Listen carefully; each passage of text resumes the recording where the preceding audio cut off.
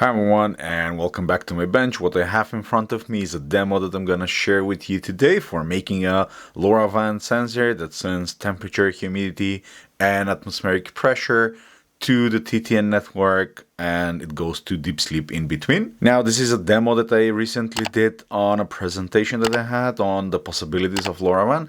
So I thought I would also share it here on the channel with all the details in terms of code and how you can connect it to TTN with the right information. To get the measurement data, I'm using a BME680 sensor that measures temperature, humidity, atmospheric pressure, and also gas resistance for any volatile compounds in the air, and everything is controlled by an Node MCU, so the ESP8266 module that is connected through a REYAX RYLR993 LoRa module that is in charge of sending the data through the gateway that I have up on the roof. You can check out the video for it up here. How this whole thing works: the Node MCU sets up the module for transmitting with the right parameters. I'm using OTAA mode with the dev and network key authentication, so that sets the right parameters on the module, instruct it to join, and when it receives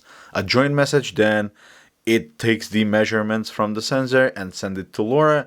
After that, it goes into deep sleep, and after a set period of time, that will wake up and try to send the data again without trying to rejoin, because this module will already keep the join status on the network.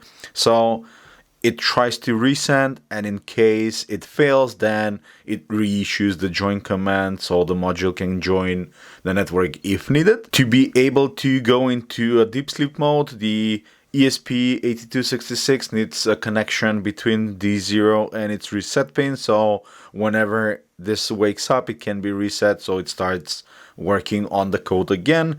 This is very different with the ESP32, which has a lot more modes, but this is what I had in hand and I wanted to showcase what it can do. Now, before continuing with all of the build details, code details, and setup on TTN, I want to thank today's sponsor, which is Altium Develop. If you build electronics, you know how complicated collaboration can get. Different tools, endless meetings, and version chaos that slows everyone down. Altium Develop changes that. It's a cloud platform built for real co-creation, bringing electrical, mechanical, software, and sourcing teams together in one shared space. Instead of jumping between disconnected tools, everyone works on the same data in real time. Designers can create schematics and PCBs, procurement teams can manage parts and pricing, and manufacturing can review designs before production, all in one place. Every change, comment, and decision stays in context, so no one's left guessing. You can track progress, manage requirements, and resolve issues before they become problems. No silos, no delays. Just clear, connected teamwork that keeps projects moving fast, where it's easy to bring the right people into the process whenever you need them. If you're ready to move from working together to working as one, check out Altium Develop at the link in the video description. If we take a look at the code, we could see that at the top we're including the necessary libraries for communication with the BME680, as well as for the software serial that we're communicating with the REYAX module on pins D7 and D6. We have few variables, and most importantly, we have the variables that are defining the connection with the TTN, so the credentials that we have for the LoRaWAN network. Obviously, I'm having here everything as zeros, but you will need to generate those on TTN when you're setting up your device, and I'm going to show you that next. And below that, we have the sleep time that we want to have. For this demo, I'm using just 2 minutes, but you can set this to 10 or 20 minutes depending on your application needs, so you could save some power in between. I must mention that the Node MCU that I'm using here is not really the most power efficient board for this purpose, but it's easy enough to be used, and that's why I chose it. There are better options if you want to have something that will run on batteries, and if you're interested in seeing that, then let me know down in the comments and I'll probably make a video on it. And if we continue through the code, in the setup function, we're first determining the reason why we wake up, if this is a first power on or a subsequent wake up, and we're setting up the necessary sensors, so in this particular the BME sensor, and the right parameters for it. Then if this is a first boot, we are issuing a command to the module so it joins the LoRa network. Otherwise, if it's already joined, we are instructing it to send the data over it. Within the loop, there's nothing really going here because before ending, we are just entering deep sleep, so we never actually reach the loop section. There are a few helper functions that allow us to send and read serial data from the modules. And most importantly, this is the function that checks the join status. Whenever we issue the command to join, the module will respond with this command. So plus event join, we are actually using event on the module to figure out what's going on. This is the function that formats the payload that we are sending then to TTN. We have a suitable decoder on that side that I'm going to show you in a second. And once that is ready, we are constructing the AT command that we are sending, and once we send it, we are waiting for the response. In the event that the send is confirmed, then we know that the data was actually sent. If not, then depending on the error, we can get the AT no network joined error message. And if that happens, then we know that we need to rejoin the LoRaWAN network because the module somehow lost connectivity. The actual join is setting the right parameters for the dev and app EUI as well as the network key. We're instructing the module to dynamically adjust the spreading factor and the power applied depending on the node quality. So if we are really close to the gateway, then we're gonna be reducing the sending power, which is crucial for conserving battery life. We are setting the module to the lowest transmission power. Again, this is in an effect to optimize the performance of the device and have it run on batteries for as long as possible. And finally, we're instructing the join command. We are waiting for a few seconds there to make sure that it joins, and we continue with the operation if it does. Finally, if everything is connected, we are reading the sensor data and send it over through LoRa with the right command.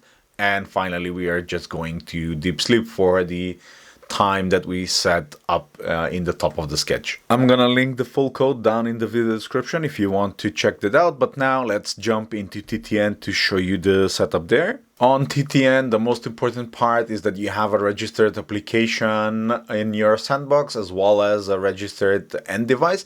And I've shown you this in my previous demo that you can see up here in the corner. I'm gonna skip the details of that here, but the only difference to that example is that we are now actually sending a payload instead of just being able to connect. And for that to be recognized, we are actually implementing a custom decoder that all of the byte array that we are sending from the example, we are decoding depending on how we encoded it. So this is completely under our control, and just to minimize the data, we are sending just the raw bytes without any JSON or anything else added to the string, just so we can minimize the data that we are actually sending. Depending on what byte is where, we are just decoding and multiplying or dividing all of the values just to get to the right amount. We are also calculating a value here, so depending on the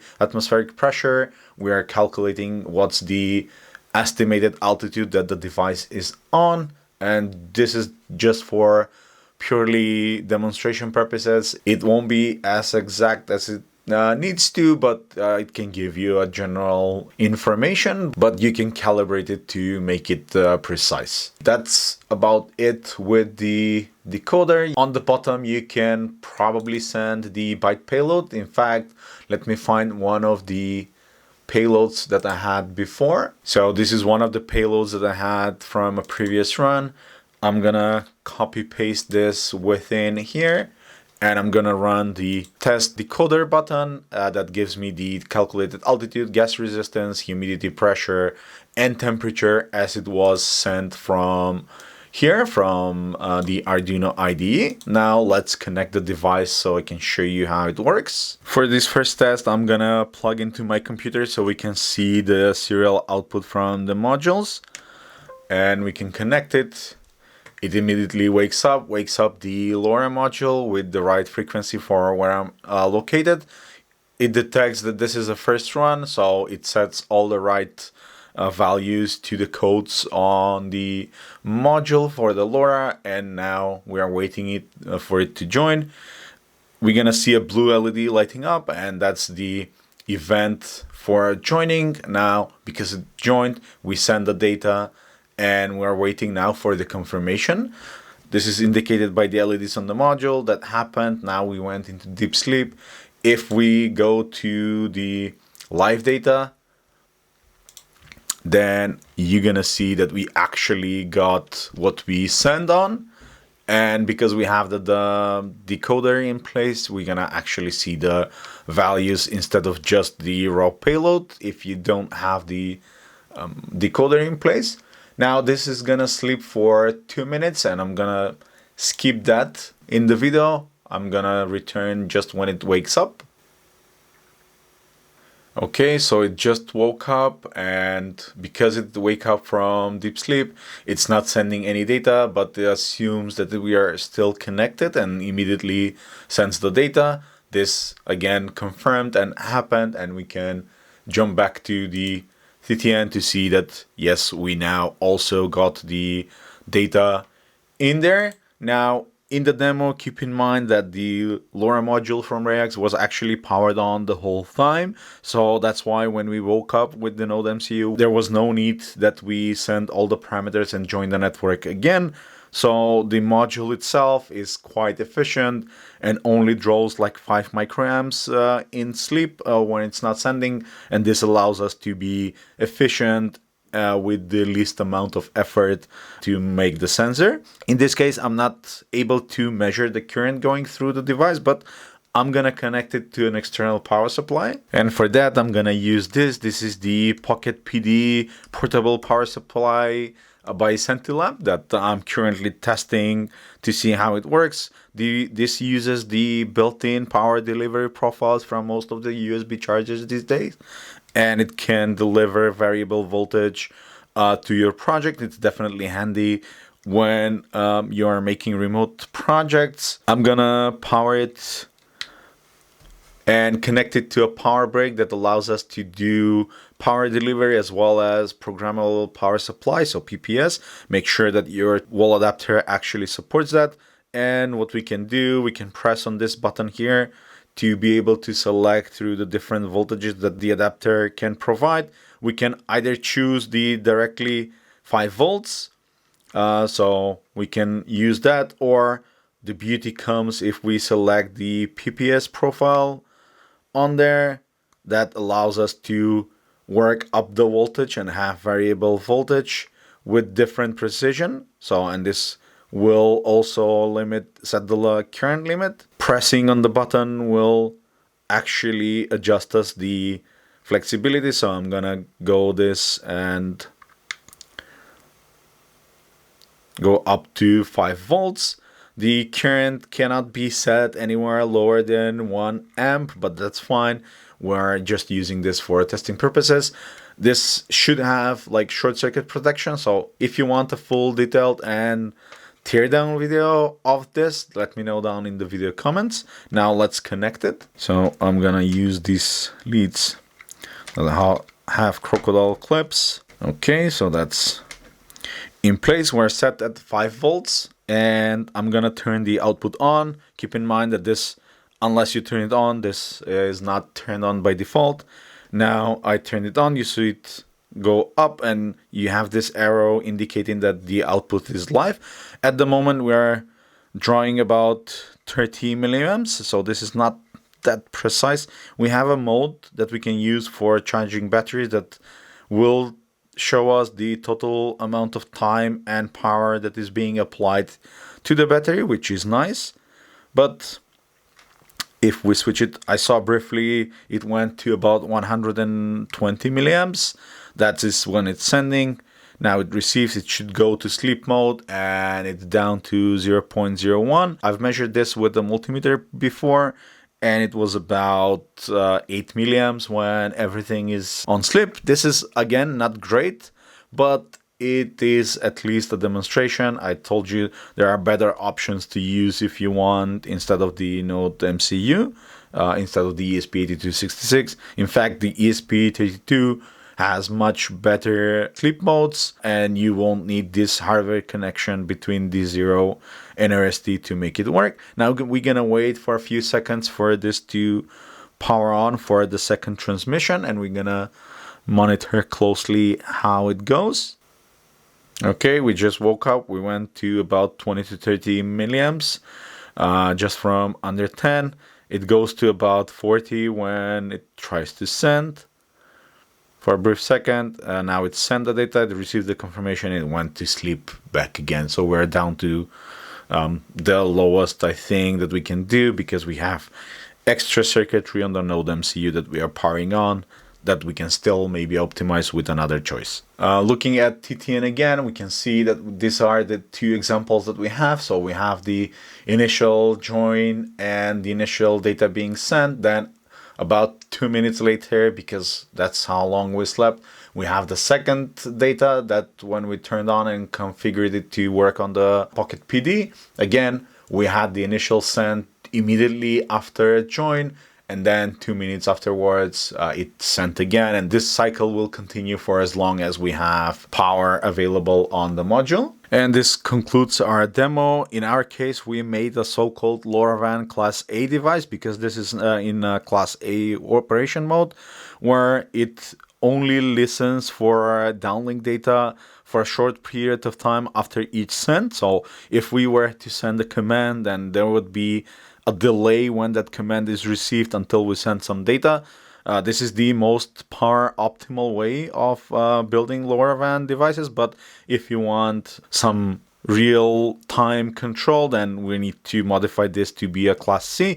If that is something that you want to see, then let me know down in the video comments. Make sure to like the video if you did like it, and also subscribe if you want to see more LoRaWAN and other electronic projects in the future.